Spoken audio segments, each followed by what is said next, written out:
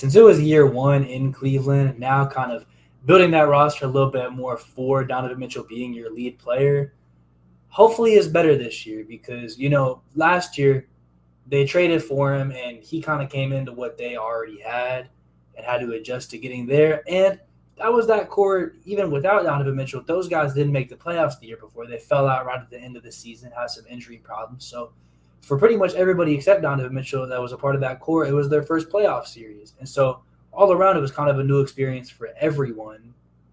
So I'll give them benefit of the doubt for now. Going into year two, they need to look a little bit better. Now, if that's a hard-fought Game 7 loss, if they were somehow ended up being a 5 seed and the 4 seed was Boston or something, right? Or they're a 6 seed and 3 seeds, somehow Milwaukee's in that spot. There's some teams who if they face in the first round and they lose in the first round but it's competitive, I'm okay. That's the better team, right? But as long as they look more competitive or if they rematch against the Knicks, I'm sorry, they need to get that win back because I think while the Knicks were a very quality team and built very well to play together, I think the Cavaliers were more talented and they really fumbled that opportunity. Yeah, it's all the things that came true out of their playoff performance is all the questions that we had when we were talking about the playoffs in our prediction show. I believe Garrett was a guest on that episode. We all had questions about how Darius Garland is going to perform. How's it going to be playing with 2 to 3 non-shooters on the court? That all came to fruition. It's just the one variable that we were unsure of. And Devin might have actually pointed this out was Donovan Mitchell struggling how he did the year before. It kind of carried over into that next series too. Like you said, Gabe, next season, as long as they continue to improve, they just need to handle business in the regular season so they don't have to face a team that is maybe on par with them or better in that first round. Yeah, there's an argument even next year, especially depending on what goes on in Philly, that they could get a top 3 seed next year. So they need to be working towards that because I think not that there's bad teams below the top 4 to 5 seeds in the East, but I think there's definitely going to be a bit of a division between the Celtics, the Bucks, the Knicks, the Cavs, the Heat if they get Dame, and then whoever else ends up being 6. It's probably a step below that, or it's probably a much younger or more inexperienced team compared to what you'd be dealing with otherwise. So if they can deal with the Magic or the Pacers or even the Raptors or the Bulls, if they have a good bounce back year, some team like that, I'm sure they'd be much more confident on their chances dealing with that type of team than they would be a team with some type of experience like the Knicks, like the Heat, someone like that again that they can beat, but definitely would be a little bit more of a challenge to say the least. Might be time to slide to Evan Mobley to the 5, man. I don't know. He might have to ship Jared Allen out of town to reach this team's potential. I'm just saying, having those Twin Towers down there, now there's a floor spacer. I don't know long term, they might be able to take care of one of those teams next year. But I think for them to really elevate themselves and become a true contender, I don't know if you can be out there with 2 non-shooters. So either one of them guys is going to have to learn how to shoot, which I don't see them getting to that high of a level to where defenders actually have to respect it that much. I don't really see them getting there.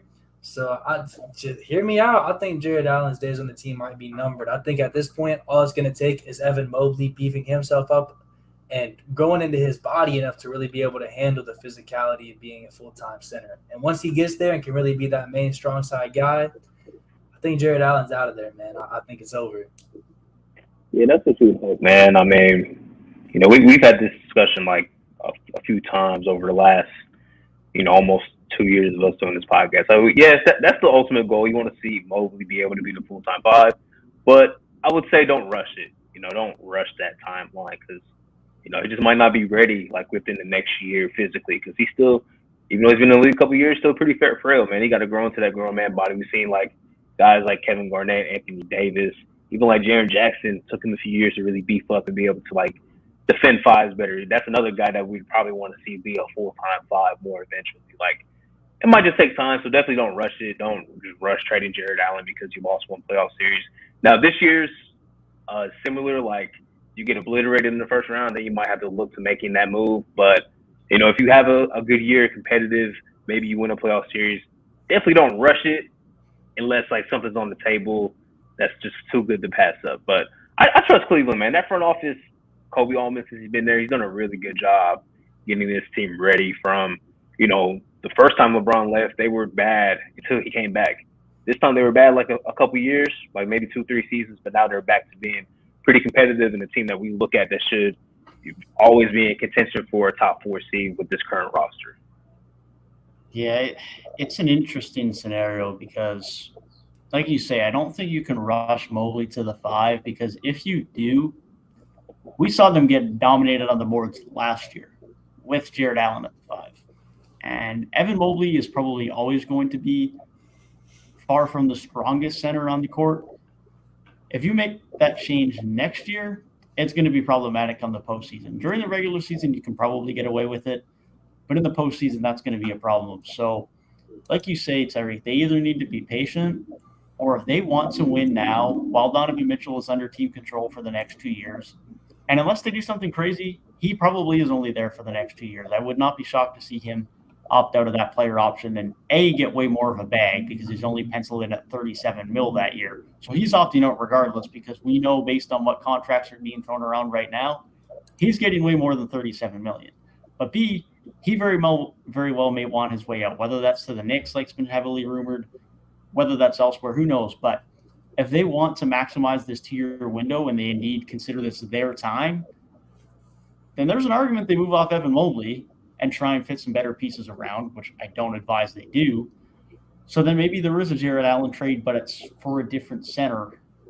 Who that is, who knows? But they probably need someone who can shoot, even if it's like JV probably fits their team better, even though it's a worse center than Jared Allen. It's redundant, but it's because he fits the needs of most teams. Like Miles Turner's a guy that would fit. I doubt he gets moved at this point, but those are the types of guys that could help improve this team because, like you guys have alluded to, like this, the 2 bigs is tough, especially considering they don't even have really consistent 3-point shooting from the 3. So I don't know if they're going to stand pat and then regret not maximizing the years with Donovan Mitchell, or they are going to make a big splash over the next 6 to 8 months. But they're definitely a team to keep an eye on because they're going to have to make a big splash to maximize the Donovan Mitchell era, or they're probably going to see the Donovan Mitchell era weather away, and then they're going to see what they can do with Garland and Mobley long term, which probably isn't a bad option because those two as a duo, if they maximize Mobley's development, is probably pretty darn good. What they can do around that, we'll see because they don't have any firsts to really move anything. But nonetheless, they should still be competitive with or without Donovan Mitchell. It'll just be interesting to see what direction they do take with that, to see how good they can actually be moving forward outside of these next 2 years. Yeah, that's a lot of good points around them. I think it gets so complicated because it is like, oh, if they get rid of Jared Allen, like they were already kind of bad on the boards, and it's like, well, would I rather be bad on the boards and bad on the offensive end because my floor spacing sucks, or would I rather be bad on the boards and still bad on the boards and trade that out to maybe get a little bit better on the offensive end? And so at that point, it is like, I mean, I'd rather strengthen something if what we're trying to be better at is still going to be a weakness either way. Now, maybe that's an outlier and they end up doing better at that. But it's like, we even talk about like, we don't want to rush Evan Mobley to the 5. And it's like the comparison to like, oh, we want Anthony Davis to go to the 5. Well, Anthony Davis won a championship because that whole playoff run, he was making jump shots at a crazy rate, like stuff that we for real haven't seen him do that much since, and stuff that I don't even think most people expected him to do at that time. Like we knew that he had a very solid jump shot, but we know that Rockets series is almost iconic for the whole time. This Rockets team that's super undersized. Oh, Anthony Davis should be able to go inside and just completely dominate them. But what does he do? He doesn't do that. He just takes the jumpers, but he was just making all of them. And it's like, man, what the hell? Series after that against Denver, he's hitting game winners from the 3-point line. It's like Evan Mobley's not doing that. And so if he's not going to be able to space the floor, at a certain point, I know in-betweeners are like a lot more celebrated in today's games than they were before, but it's almost like you don't have the offensive prowess to play the 4, and you don't have the defensive prowess to play the 5. Well, not to say he's not a great defender, but to say like a full-time 5 because he's not big enough. So I guess the correct defensive skill set to play full-time 5. So like it puts him in this really weird spot to where it's like, where is he most effectively utilized? And at this point, I still think that's going to have to be the 5. He's going to have to figure out how to have that defensive ability because I just don't see the offensive game getting to the point where he's going to be able to contribute a deep playoff run against some of the best teams in the league with his current offensive skill set. Yeah, and it's like how Devin mentioned earlier, like you would want to, like if they were to make a Jared Allen trade, it's like you want to get another big bag, but somebody that can space the floor. If you really think, there's not a lot of guys that would be available that can do that. Like Brook Lopez just re-signed. You said Valanciunas, like, okay, that's fine. Cat makes probably too much money to go after without depleting your roster. Al Horford would be cool, but I mean he's a little older now. Like, that window would be very, very short, with his age. It's just like there's not a lot of guys out there. So they're kind of like not handcuffed, but they're gonna have to make a decision at some point. Like, do we want to rush Mobley to be the 5? Do we keep what we have? Do we trade Mobley, like how Devin said? Like, there's going to be choices to make within the next probably like 18 months or so. Trading Mobley is very interesting just because his value should theoretically be off the charts, but it's really hard to move off of a player like that when you're Cleveland, thinking long term. So, I think that's only the type of trade you can make if you're like that sure in your core that you're going to be able to be a title contender. That's like we have LeBron and we're trading Andrew Wiggins, and they're not there right now.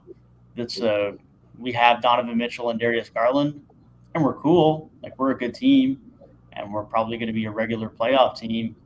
But I don't know if anything they're trading Mobley for, at least currently, is getting them there. Now, if somehow they got Dame, then that's a weird world. But then Garland's probably going to have to move, so that's an awkward fit. But that's about the only guy they could bring in right now who's really moving the needle at all. Like, again, Harden's a weird fit, but he's not moving the needle. And that's about it. I mean, there's no one else really that we're expecting to get moved at this point who's that high of a caliber player. So they're just in a weird spot with that right now. The only thing that I could see, because like we've alluded to, it's not likely that Mobley's going to improve at least that much as a shooter. Maybe he'll improve to an extent, but he's probably never going to be a guy, at least we haven't seen signs of it at this point, that he's going to be a respectable perimeter shooter. I think the most likely option for him is he significantly improves his handle and he becomes someone that you have to respect with dribble penetration and hopefully improves his passing a bit. Now, you don't have to respect him as much as a shooter at that point, but at least defenses are going to have to help in the paint if he starts driving downhill, at which point, at least if you have some amount of competent shooters, again, something that they're struggling with, but if they can have Donovan Mitchell, Darius Garland, and a Max Strus on the court, you have some options then, and maybe that's something that becomes a little bit more viable for their offense. Now, Mobley's still a long ways away from that, but I think it's a lot more likely that he becomes someone who's a threat at getting downhill and getting to the rim if he can improve his handle than it is. This is the guy that we're fearing shooting 35, 36% from three. So that's probably the most viable option for him. But once again, it's like he has the upside, but can he get there? We'll see with time. Is it going to be soon enough for what Cleveland want with while Donovan Mitchell's there? That's a whole other question. But there's a few options where I think Cleveland can still be fine on the offensive end. I don't think Mobley has to become a really good three-point shooter. It's obviously ideal if he gets there, but I think there's still a few viable options just because of this pure size and length that Mobley has. If he becomes a threat going downhill to the rim, he's not Giannis, but we still know that guys with similar types of length are going to command a lot of respect at the rim, and there's not many guys that are going to be able to match up with that. Exactly what I was going to ask. I was going to be like, so you're saying he needs to be more of like a Giannis type of player. Not Giannis, but type. In that type of mold, somebody can get downhill, play make out of it, find the open shooters. I think that's probably the most viable option that opens up their offense in terms of his development. Yeah, I think that could be very helpful for them. And even because we keep saying, like, up his offensive game, and while that might make you immediately think of the three-point shot, dude, if he gets like an elbow-type jumper or just like some sort of like 10 to 18 feet, just can stretch a little bit in the mid-range, that already just opens up a lot. Just because if he's consistent there, then you don't have two guys that are always crowding the paint. At least he's a little bit out there. Then if Jared Allen's not on the court and there's minutes without him, then whether he's on the roster or not, just in those minutes in those lineups, you could really experiment with just running some more. You got four guys outside, and then you got Evan Mobley who drives in the paint. And, yeah, if he could up his playmaking too, like, he could really become a major player on the offensive side of the ball because the potential is there. We just haven't seen a lot of it translate yet. But there's a reason he was drafted as high as he was, and there's a reason why he gets a lot of the comparisons he does, because we know it's possible. I think he just has to get there in order for Cleveland to take that next step. And they're just in that weird spot right now where they have some guys who are ready to win now, like a Donovan Mitchell, but they got some guys who are still kind of on that road and still getting a lot better, and a guy like Evan Mobley. So the timeline's a little mismatched, but Donovan Mitchell's still young enough to where if he were to stay for more than just the 2 years, I think they could see themselves having a very wide window to really get some major work done in that Eastern Conference. Saying Mobley needs to be more like Bam, and Devin saying like Giannis. He could be a hybrid of both, you know? Good playmaker. He's a special enough talent. He could definitely make his own mold. Defense like Bam makes a lot of sense. I'll be honest, because, saying like not the direct, like, because we always say like Bam, you know, great versatile defender, maybe not the greatest direct like paint rim protector type defender, but good enough there. The best rim protectors in the league. Oh, all right, Jay. But I could really see his skill set translating to be very similar to that, with honestly better perimeter defense. For sure.